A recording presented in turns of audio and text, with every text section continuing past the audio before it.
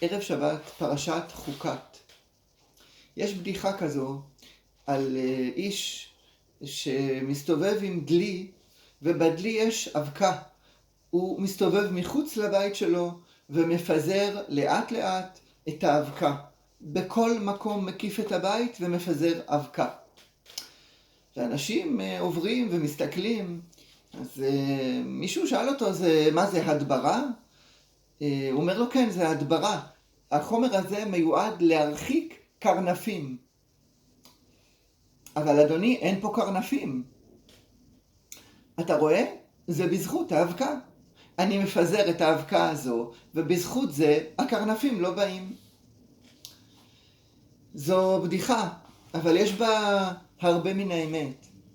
בפרשת השבוע אנחנו קוראים על בני ישראל שבפעם המיליון מתלוננים על המן, ונפשנו קצה בלחם הקלוקל. בפעם המיליון את אותה טענה, כאילו לא למדתם, לא ראיתם מה קרה עד עכשיו לאלו שהתלוננו על המן. זה כבר, שמענו על התלונות האלה כל כך הרבה פעמים, וכמה אנשים מתו מהתלונות האלה, כי הם מאסו במן, שהמן מגיע מהשמיים כמתנה, זה פריבילגיה. מה יש לכם להמציא לעצמכם סיפור ולספר אותו? בנוסף, הדור הזה שעכשיו בפרשת השבוע מתלונן על המן, זה דור שהם כבר עומדים להיכנס לארץ. כבר 40 שנה של להסתובב במדבר נגמרות.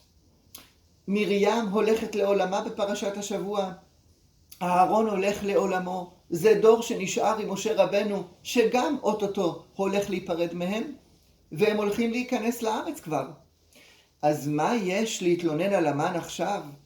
לא ראית מה היה עד עכשיו למי שהתלונן על המן? קשה מאוד להשתחרר מהרגלים, מכאן אנחנו לומדים. מהרגלים לא טובים בפרט. קשה מאוד להשתחרר מדפוס של תלונות, אפילו תלונות שאנחנו יורשים מהדורות הקודמים, לא משנה שזה לא רלוונטי לגבינו.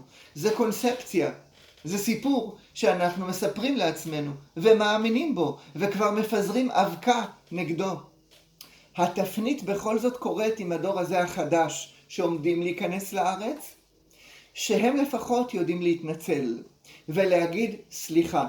אומנם מספיקים למות כמה אנשים כתוצאה מהתלונות החוזרות ונשנות האלה, שכבר לא רלוונטיות לגביכם.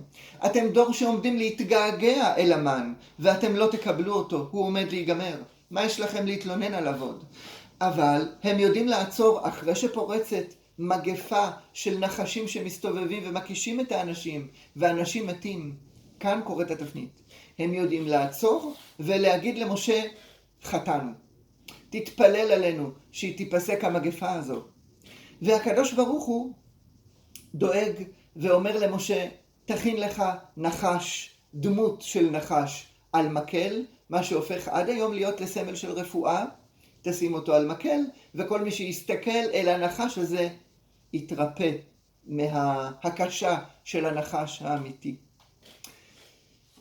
הדור הזה כבר עומד להיכנס לארץ, ובכל זאת אנחנו רואים כמה היה קשה להם להשתחרר מהדפוסים של הדור הקודם. יש משפט כזה שאומר, אמנם קשה להוציא את היהודים מהגלות, זה קשה מאוד, אבל עוד יותר קשה זה להוציא את הגלות מהיהודים. לשחרר את היהודים מהתפיסה הגלותית שנדבקה במשך שנים רבות. ובאופן כללי קשה לשחרר בן אדם מתלונות חוזרות ונשנות, מדפוסים של חשיבה, שהוא כבר בעצמו לא מאמין בהם, אבל ממשיך לומר אותם, וממשיך לפזר אבקה נגדם. התפנית היא לעצור, ולהגיד סליחה, ולבקש עזרה משמיים, תתפלל עלינו. אם אנחנו לא מסוגלים אפילו לבד, אז לפנות למישהו שיתפלל עלינו. זה מה שהם עשו. הם פנו למשה וביקשו, תתפלל עלינו, שתיעצר המגפה מעלינו. שבת שלום ומבורך.